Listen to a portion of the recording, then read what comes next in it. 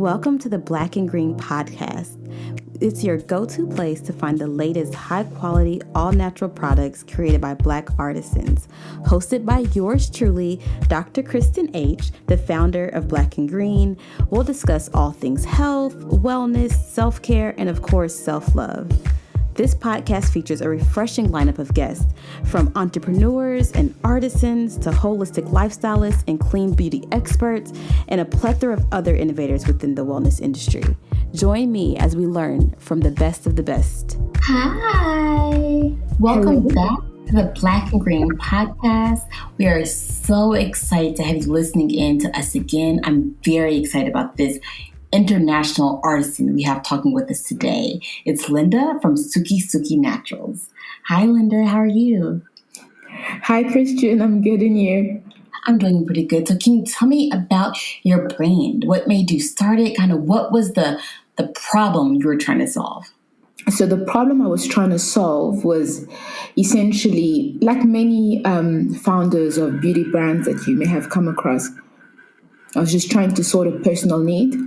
I decided to go natural in 2010, and at the time on the South African market, because I'm a South African brand and South African based, we didn't have anything for our type of hair, natural hair, and the products that were available were either very pricey if they were natural and they were found abroad, like in the US or Canada, and we had to bring them in, or they were available and they were just not natural at all. You had to kind of make, some sort of a sacrifice between expensive, non-natural, or both. So I thought to myself, there must be a way to kind of do this myself. The intention was really never to start my own brand. I just really wanted to help myself. And through doing that, I attracted the eye of my loved ones who saw my hair growing beautifully and healthily, and so they wanted in. So I made some batches using some knowledge from Ayurveda that I started exploring at the time. So, powders, clays, using things that were in my kitchen, like avocados, ripe bananas, and yogurt to make hair masks and oils. So yeah, it was pretty much that. And at some point, I just realized that it was becoming a bit expensive to, keep, replenishing their stock. So I thought, maybe there's an opportunity here for me to start a business of my own, albeit small. It was a way for me to kind of turn passion into profit. I'm actually a lawyer by profession. And so this was, again, not at the time anything that I considered to be my actual business. It took a couple of years between my, making my concoctions and actually launching the business, which I launched in 2014. So, that's my story. That's awesome. How do you think you were able to make natural products with the good ingredients for cheaper than what the big brands could do? I think it was just, when you're starting out, I mean, brands have, whole, supply chain systems and costing that are so intricate.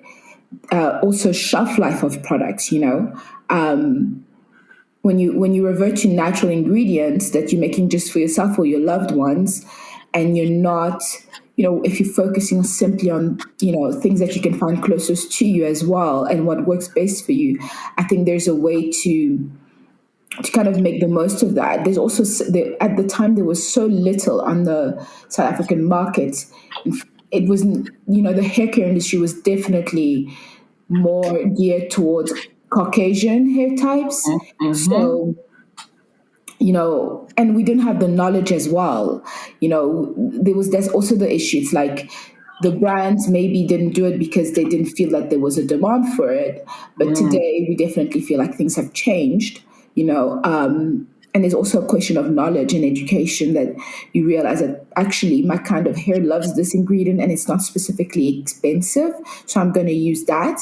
And, you go from there. That was kind of my exploration. It was no set science. It was kind of a trial and error. Mm. And what do you think is the biggest lesson that you learned? Or what was something that you assumed was one way and you found out exactly the opposite? Oh, goodness. I think that one thing I learned about black hair, because I started off with hair care and then we moved to skin and then we launched skincare 2017, but about black hair types, Mm-hmm. textured hair, ethnic, I don't know, like kinky, coily hair, is that there's a Mm-hmm. difference between texture and dryness. It's a bit Mm. of a game changer for me. We assume that our hair is just coarse because it's coarse, and yes, it can be, and there's nothing wrong with that. But we also have to know that actually there's also dryness, and if it's not obviously addressed correctly, it will look like your hair may be coarse when it doesn't need to be, even if it's very coily. Do you know what I mean? Yes, yes. Aren't there all those hair types like 3C or 3A or 4B? Like you can get down to a lot of detail to Yeah. understand exactly how your hair is shaped and defined and what makes it unique and special in one's own. Yes, there's that, and I also learned that while I was, trying to help myself. But over the years, I mean, I kind of obsessed too much over that, the idea of hair types. Am I 3C? Am I 4A? And then I thought it was starting to be a bit toxic for me. Mm, For me, the most, because then you're comparing your texture to the texture next door, and it's mm, constantly, you're actually realizing we're just creating new standards of beauty. If it's not a bouncy curl, then you know it's not good enough. So um, I tried to stay away from that as I got older, but rather focus on how my hair receives moisture and hydration. And for me, the most important thing is not whether you're what type hair you are, but rather what your porosity is. How does your hair receive moisture, hydration? I'd say mm. hydration. Yeah. How can someone know what the porosity level is of their hair? Because I think that's a really good point that their type is less important than the porosity, but how can they know their porosity levels? So porosity levels are calculated by using a hair strand, clean hair strand. That's important to say, and putting it in a glass full of, I would say, lukewarm water or room temperature water. If your hair sinks to the bottom, sorry, of the glass relatively quickly, it means you've got high porosity, so Mm, you easily receive moisture. You easily receive. I don't want. Sorry, I keep using the words moisture and hydration interchangeably, but they're not the same thing. Your hair does not receive hydration easily, but got if it. it's floating, it's low porosity, so it takes the time for you to actually wet your hair. The other example would be for me, when I have to wash my hair, or if I'm swimming, if I have to put my head in underwater, it takes a while for it to be really wet. When your hair is Mm, wet, it really does take time. So that's the test, and from there you can kind of figure out, how do I moisturize. So if you're highly porous, you will also easily, your hair, as much as it takes time for you to, it's easy for you to receive moisture. It's also easy for you to kind of your hair to dry up. So mm, you have to seal it in a certain way or rehydrate every other day so that you're constantly maintaining moisture and hydration levels in your hair, as opposed to someone with low porosity, which would be different. So yeah, so this is the two different ways to do it. got it, got it. Is educating on hair knowledge important to your brand? Is that something that you do often, is trying to educate women on the way that their hair, or Black women, on their hair types and their hair texture, their hair porosity, and how that matters with the way that they take care of it? Is that important to your brand? It's very important to my brand because my brand is actually not we're not a hair care brand, in that we're very treatment focused, so care focused. We're not very styling sort of. We don't have those products that are very like, oh, styling, wash and go. That may change, but the focus has been, and I'm a self-funded brand, so relatively small still, is to really focus on how do we care, because that's the most important thing, to care for the hair, right? And then we can play with it. It's kind of the same concept with skincare and makeup. You know, do your skincare routine. Make sure your skin is, not your skin barrier is well protected. That you have great hydration levels in your skin, and you know how to hydrate your skin. And then you can move on to doing your makeup and having fun with it. But if your skin is not in the best shape, obviously you can't benefit from fun makeup or looking your best. However, it is that you do look your best. So I do speak about that.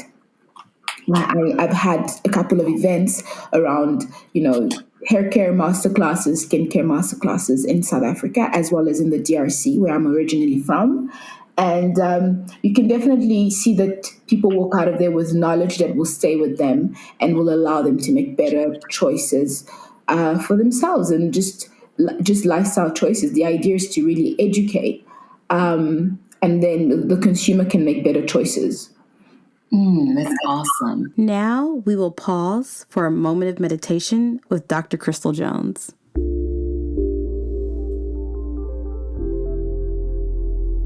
So wherever you are right now, just take a moment to be. Be in your awareness, be in your truth, be in your wholeness.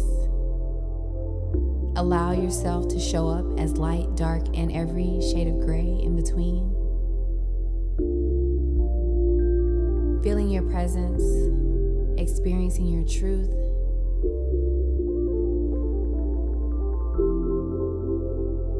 Finding your breath. And instead of directing her, listen to her. Ask her where she wants to spend more time, and spend more time there. Ask her where she's stuck, and go into the experience of why. Be in this breath, be in this movement, and continue to cultivate this experience through the rest of your day. Honoring that your truth and whatever you show up as is always enough. You are perfection and excellence personified. Anything that tells you that you're anything else no longer serves you. Now that the meditation is over, I have a question that's burning through my head, is that where do you see your brand going? Kind of what's the big vision? What's the big goal? Kind of what do you want to accomplish? So the project for our brand is definitely to have a greater online a worldwide presence. We'd love to be more present in the US as well as Europe, and as well as different African countries. And we've started, again, being small, we're really trying to focus on collaborating with online stores and physical stores that speak our language, and working from there. But we're definitely looking to get investors on board that could help us kind of take our brand to the next level. And that's where we're going. We've been at it for 8 years, and it's been going well. But there's definitely so much more that can be done. So I'm very excited about exploring that and developing that part of the business. Yeah, that's exciting. So when you think about wanting to get investors on board, is there a particular goal that you have that you're trying to reach? And you think with the funding from investors can allow you to reach that goal? My goal would really be to be able to retail in major retailers in the US. Just making the product more accessible. and recognizable, however that may look for the US. We've just had a great event in France. We went to Paris for a Natural Hair Academy. It was amazing, and there's definitely a demand for our type of product. And there we're also doing the same thing there, kind of working on distribution that side. But it's great because we've had great opportunities having been there for the event. It's opened up some doors for us, so we're excited to really develop and work hard to make sure that we do reach our goal. Also, our retailers across France and Europe, but starting with France because that's where we set foot at first. But I would say as a first more aggressive step would be a wider distribution in major retailers in the US. We could talk about. There's so many, but I'd say Yes, there are. there are so many. I lived in the US for 1 year, and I have to kind of remember where where I would shop. There's Whole Foods, Sephora. We're thinking about all of those. They're not easy to get in, but definitely worth trying. Yes. That's very exciting how you have this broad national view of trying to kind of not seeing it in your one small country, but kind of seeing how can I expand this to touch other countries kind of worldwide. Mm-hmm. So my question, how are you currently manufacturing your product? Is it local? Do you have a contract manufacturer? Kind of what's the process looking like for you producing your product? So we have a contract manufacturer in South Africa. So what the ethos behind the brand is really to create products from underutilized ingredients from African biodiversity, at least in plant life, biodiversity in its plant life that we can use in cosmetics. So always bringing forward, we love the idea of shea butter and black soap, but we just believe that there's so much more to African ingredients than just those. That's beautiful.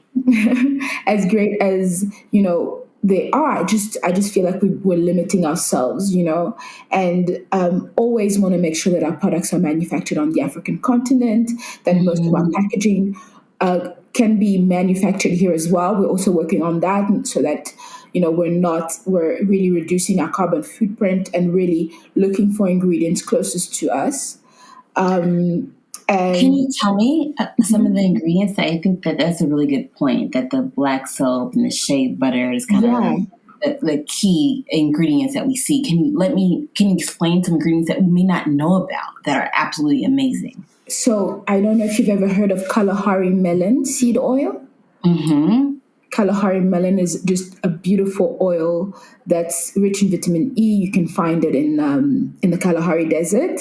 In Southern Africa, we have prickly pear oil that a couple of years was actually really, really unknown, but we had to bring it in. And when I wanted to start making our prickly pear rejuvenating facial oil, we had to bring it in from Morocco. So it's native to countries with arid and dry soil. And climate, like Mexico, Morocco, but guess what? It's also found in South Africa.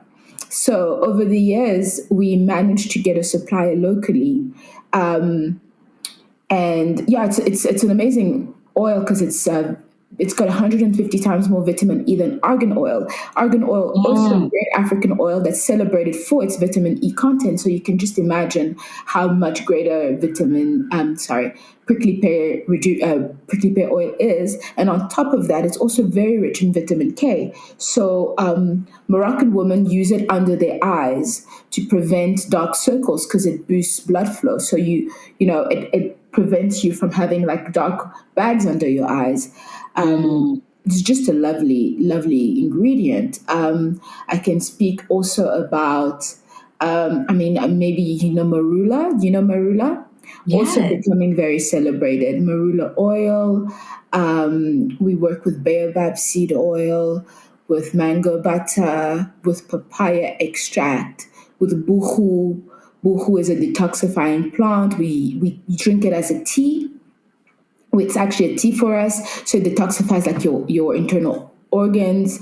But it's also great topically, like to detoxify your skin topically. Moringa, very rich in vitamin C, that we also use in our products, in our cleanser, our Buchu Moringa Hydrating Milky Cleanser. We used, the powder form of both the Buchu and the Moringa, and they're used as detoxifying and also brightening. So vitamin C that brightens. So yeah, just always celebrating Africa, and the things we have, and just the idea is to just showcase that we also, an African brand doesn't have to be like an artisanal brand. It can be very scientific based. It can be very well researched and very well formulated, and it definitely has its place on the global, in the global market. So yeah, it's just a celebration and bringing all those together. I love this. How do you source your raw ingredients for your products? Is that important to you to make sure you're sourcing them directly from where they're being produced and grown? Kind of what's the process look like for you to source raw ingredients? So I'm really lucky because I work with local companies that source, they have let's say I can call it like an inventory of ingredients that they're working with, and they source. And what's great is that there's so much transparency as to where they're sourcing from. And I also do my research, so I have to be convinced of the ingredients that I'm getting, right? So it's not, I'd like to know, if you say it's a mango butter from Ghana, show me. Show me the MSDS, the certificate of analysis. I want to see these things to make sure that I'm not. Yes, you don't play any games. Exactly. And people do play games, right? Our rosehip oil, which can be found in Asia, ours is actually found we actually get it from Lesotho. Lesotho is a small country close to neighboring South Africa, and they're actually the rosehips are actually handpicked by local communities. So it's always kind of.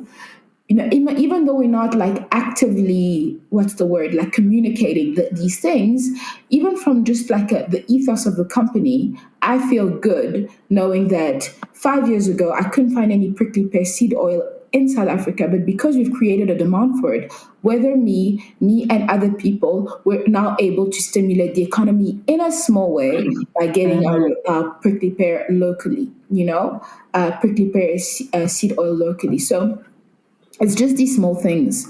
And I'm also of the school of thought, like, the best place to get the things that you need where you need them is close by. Like, yes. If you have like a really harsh South African sun, which can be very harsh, in Johannesburg, we're at an altitude. We're actually like a couple of levels above, like, I think kilometers, I don't know, above sea level to, most places in the world. So it's very dry, and we're actually more at risk of like sun damage because of that. So creating for people who are also subject to these, like sort of harsher climates that we know all too well in Africa, is great, because the minute you can address those issues on the continent, whether you're formulating for other people of color outside of the continent, it tends to still work, right? It's even if you don't have the harsher climate, you'll still benefit, because on some level we've kind of overdone it on the moisture level so that you can benefit from it properly, if that makes sense. So it does make sense. So yeah. Are you thinking about expanding outside of hair care into skincare? Or are you going to focus on hair care? Is that your bread and butter? We've actually launched skincare in 2017. Oh, wow. Yeah. Yes. So, so we launched skincare in 2017. And that's been amazing. Well, I'm late to the game. Yeah, so we launched in 2017, and we've got, we offer 2 facial oils, our roasted brightening facial oil, our prickly pear rejuvenating facial oil. We've got a toner and a topical hydrator, papaya rose, and we've got a facial exfoliating mask, and we just launched the cleanser, the Buchu Moringa hydrating milky cleanser. So yeah, we've got 5 products in our skincare range now. Oh, that's awesome. Do you have any new products that you're going to be releasing soon? Kind of anything new that you're creating? And at the moment, I'm not creating anything. We launched the cleanser in March, and I think that I'd like to just put more efforts towards better communicating what we have, so that just making sure that people understand, all the entire range that we have. But if we do continue, definitely looking at a facial serum. I'd love to have a serum. I would love to have a mask, as well as a leave-in for hair care mask and leave-in. And I definitely also want something that would exfoliate, scalp exfoliator. Thinking of that. Something that could really kind of... I struggle a bit with dry scalp, and I'm not yet satisfied with the things that I've tried. So I'll just keep trying. Maybe I will find something on the market. But yeah, definitely looking for those are the different products. Yeah. It's awesome that you're geared around always trying to find a solution to a need. So you're finding problems, you're experimenting with those problems, you're trying to see if you can find a solution for it. When you can't, you're kind of creating something to solve a problem that you haven't found a solution for, which I think is a beautiful way to operate and run your business. How have you been marketing? Kind of what's the key to make sure you get your products in the hands of your ideal customer? In all honesty, marketing is one of... I think with my business, I have like seasons of knowledge. It's kind of like, you have a season where you learn all you need to know about supply chain, and then another season where you like focused on R&D, another season. And when I talk about seasons, I mean it's like maybe 6 months or maybe years, And right now, I really want to gear in. I mean, we've formulated products; they're good, now my season is marketing, is figuring out how are we best going to get the word out. Because so far it's been, it's really been word of mouth that has helped us. Again, we're a small company. We don't have huge marketing budgets, but it's word of mouth, it's social media, it's, newsletters. It's, in South Africa, we're retailed at in all major retailers that we would like to work with. So we're in all the right places. Now it's really a question of kind of getting people to understand and finding ways to like get the word out. It's mostly going to be digital. I'm working on different things with the marketing manager, and it's mostly going to be digital, but like how are we packaging it? What do we want to put forward? What's our thing? I'm definitely not good at marketing, but I can educate. So we probably are going to work more on the educational aspect of the ingredients and of the brand. And I think that'll be the thing that makes us different. The education. That may be how we market ourselves and our product. Yes, I love that. That's a way to make you unique. Because even during this podcast, you're educating me a lot. So it seems like it's something that comes natural to you. So it seems like a beautiful thing to pull into your brand. Thank you. I think so. And I'm more confident educating in that way, as opposed to force feeding people to buy products that they may not even need, like educating, and then from there they can make the call for themselves, And I think that people enjoy that. They don't want to be force-fed anything. They want the information. They want the knowledge. They will make the best decision from them once they have access to the information. So I think that's a beautiful strategy that works in line with what I know Black and Green customers like. That they can make good choices. They just need the information. And that is what we're trying to do with Black and Green, just provide our customers with the information they need to make the best choice that they can make for themselves.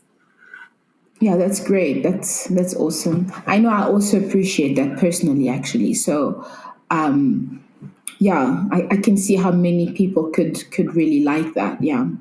Exactly. Do you have any last comments you want to share with us before we wrap it up? The last comment, I'm just really happy to be stocked on Black and Green. I love the concept. I was just so happy to have discovered you, and yeah, and it's so beautiful to see how you're growing, and yeah, to be part of the journey is amazing. So I'm just excited for what's to come. Yes, thank you for being here. Thank you for, as we're tiptoeing into sourcing from international artisans, I think you are one of the best first ones for us to get in because we believe in the ethos and the core of your brand. And so we're so excited to support that in any way that we can. Thank you so much. Thank you for tuning into the Black and Green podcast. Did you have more questions for our special guest? Please leave your questions in the comment section. Also, check us out at blkgrn.com. Please subscribe and comment. We love hearing from you. Until next time, buy Black and live green.